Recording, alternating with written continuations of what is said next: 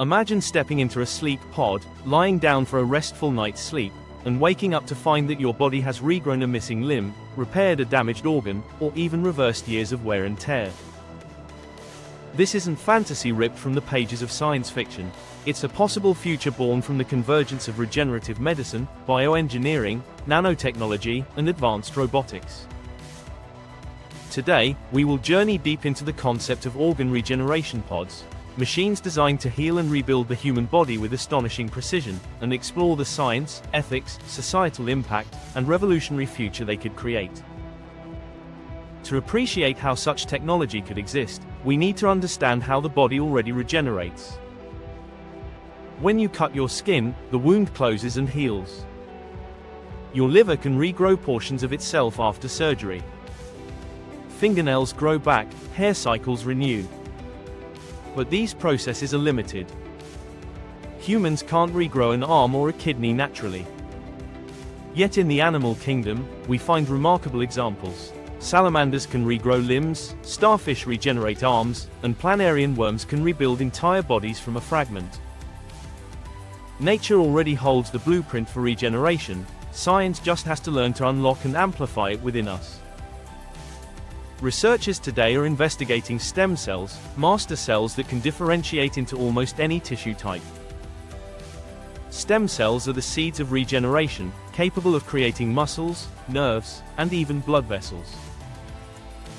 Combine these with scaffolds made of biocompatible materials, structures that guide growth, and you begin to see the outline of regeneration pods. Inside such a pod, stem cells could be harvested, multiplied, and carefully directed to rebuild lost tissue. Bioreactors, microfluidic channels, and advanced nutrient delivery systems could nurture the new growth like a womb for the body part being restored. Now, imagine this happening not in a lab, but directly around your body. You step into the pod. Sensors map the exact architecture of your missing or damaged limb. Nanobots or bioprinters begin constructing scaffolds layer by layer, using proteins, collagen, and synthetic polymers. Meanwhile, stem cells are deployed, attaching to the scaffold and rapidly differentiating into bone, cartilage, muscle, skin, and nerves. Growth factors flood the region, accelerating development, while AI algorithms monitor and adjust every molecular detail. 8 hours later, you step out whole again. But this isn't just about limbs. These pods could regrow entire organs. A damaged heart could be reconstructed cell by cell. Kidneys lost to disease could be regrown in situ. Lungs scarred by chronic illness could be repaired overnight. The implications are staggering. A world without waiting lists for organ transplants, without the risk of organ rejection, without lifelong immunosuppressants. Instead, your own body becomes the donor, guided by machines that understand regeneration better than evolution itself ever did. Of course, such visions raise questions.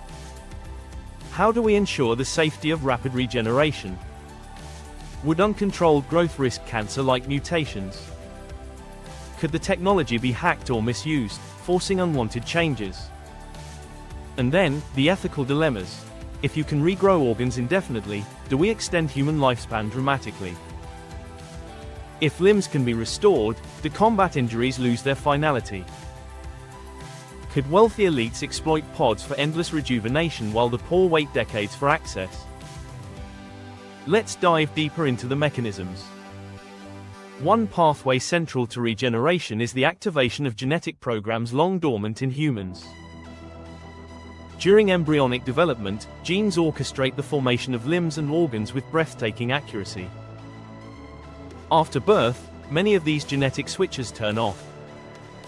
Scientists believe reawakening these pathways is possible with CRISPR gene editing, epigenetic drugs, or targeted proteins. A regeneration pod could carry libraries of such activators, reprogramming adult tissues to behave like embryonic tissue, but in a controlled, localized manner. Another crucial technology is bioelectrical signaling. Cells don't just communicate chemically, they use electrical gradients. Studies show that altering electrical fields can guide limb regeneration in animals. Regeneration pods could use pulsed bioelectric currents to instruct cells on where to grow, what shape to take, and when to stop.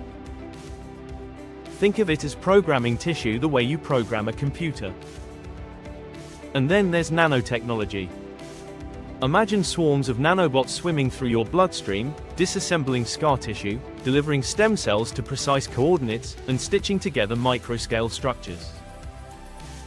In the pod, nanobots could act as construction crews, carrying out cellular repairs faster than biology alone. Over time, these machines might even disappear, biodegrading safely once their work is complete. From a design perspective, regeneration pods might look like futuristic medical capsules, smooth, sterile, cocoon-like. Inside, the user experience is nothing more dramatic than rest. Outside, robotic arms and AI-driven injectors handle the complex work. A neural interface might keep the patient sedated or even provide dreamlike simulations while healing occurs. One could imagine hospitals lined with rows of pods, patients recovering from catastrophic injuries overnight. Or perhaps, decades into the future, every household could have a personal pod, like a refrigerator of health, ready whenever illness or injury strikes. The societal impacts are worth exploring in detail. War and combat would be transformed. Soldiers with grievous injuries could return to the front lines in days. Disaster zones could deploy mobile pods to save victims crushed in earthquakes or burned in fires. Sports would change entirely. Athletes could push their bodies to extreme limits, knowing recovery is possible overnight. Insurance industries, healthcare systems, even philosophies of mortality would be rewritten. But such transformations would not come without cost. Imagine the black market potential. Pods used for illegal body modifications, for growing enhancements beyond normal human capacity. People might experiment with growing extra organs, wings, or entirely new body designs. The line between medicine and augmentation would blur. Would society accept individuals regrowing themselves into something post-human? Culturally, regeneration pods could alter how we perceive suffering and perseverance. Part of human history is the shared vulnerability of fragile bodies, the sacrifices of organ donors, the courage of amputees adapting to prosthetics. If every injury could be undone, would resilience lose meaning? Or would we find new forms of heroism in choosing how we use such godlike technology responsibly? Economically, the disruption could be massive.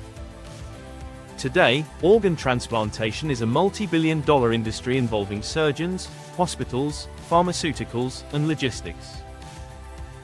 Regeneration pods could collapse that economy, replacing it with biotech corporations that manufacture and maintain the machines.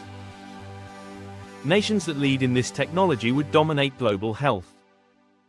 Intellectual property battles over the algorithms guiding regeneration could mirror today's fights over vaccines or AI.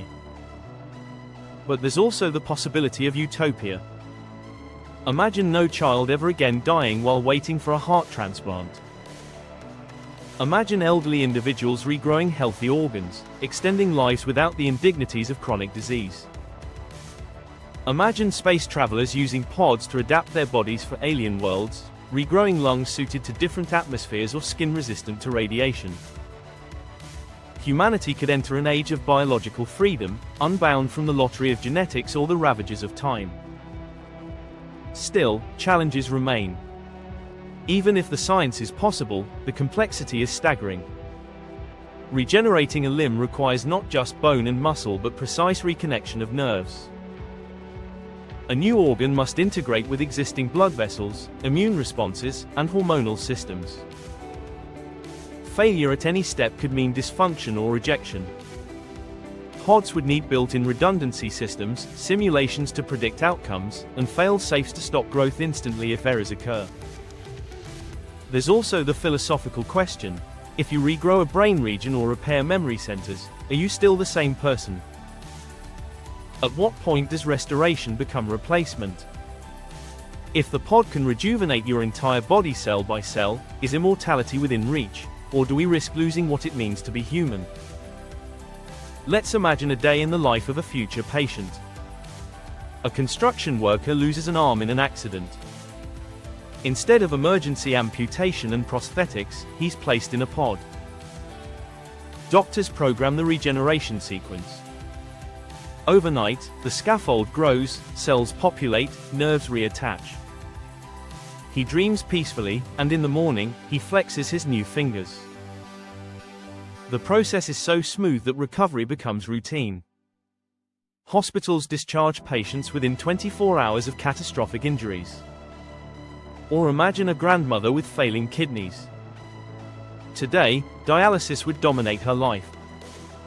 But with a regeneration pod, her kidneys are rebuilt overnight, functioning as if she were 25 again. She gains decades of healthy life, enjoying family, travel, and independence. Multiply this across millions of people, and society's entire demographic structure could shift. Even the military would transform. Armies might deploy regeneration pods alongside weaponry, keeping soldiers combat-ready indefinitely. This raises troubling ethical scenarios. Would endless healing encourage endless war? Would the human cost of battle vanish, or would it escalate because suffering is no longer a deterrent? Yet despite all these implications, the pursuit of regeneration is almost inevitable. Humanity has always sought to heal, to overcome limitations, to extend life. From herbal medicines to modern surgery, every advance brings us closer to mastery over biology. Organ regeneration pods would simply be the next quantum leap, a leap that forces us to decide how far we're willing to go. Picture the first generation of pods, expensive, experimental, available only in elite hospitals. Early adopters will be billionaires, heads of state, or soldiers in secret programs. Over time, costs drop, accessibility rises. By the mid to late 21st century, regeneration pods could be as common as MRI machines are today. Eventually, households might install them like personal health appliances. And at that point, the distinction between natural and artificial life could vanish entirely. Now consider art and culture. Writers, musicians, and athletes could extend their careers indefinitely, regrowing lungs, hands, or vocal cords. What does music look like when your voice never fades? What does sports look like when athletes reset their bodies after every game? Creativity and competition could reach heights unimaginable in our current biology. Religions, too, would grapple with the implications. Some might see regeneration pods as defiance of divine will, others as fulfillment of humanity's God-given potential. Philosophies of mortality, reincarnation, and the soul would be tested by a machine that can give you back the body you lost. In the end, organ regeneration pods are not just machines. They are symbols of human ambition. They embody our desire to heal, to transcend, to shape ourselves into something more resilient and enduring. Whether they bring about a golden age of health or a dystopia of inequality will depend on the choices we make, not just the science we pursue, but the values we uphold. So, as you imagine yourself stepping into a pod, think about what it means. Not just the miracle of waking up whole, but the responsibility of wielding technology that could erase pain, transform society, and redefine humanity itself. The future of regeneration pods isn't just about science, it's about who we want to become. Hey, if you're enjoying this video and want to see more like it, don't forget to hit subscribe and turn on the notification bell so you never miss an update.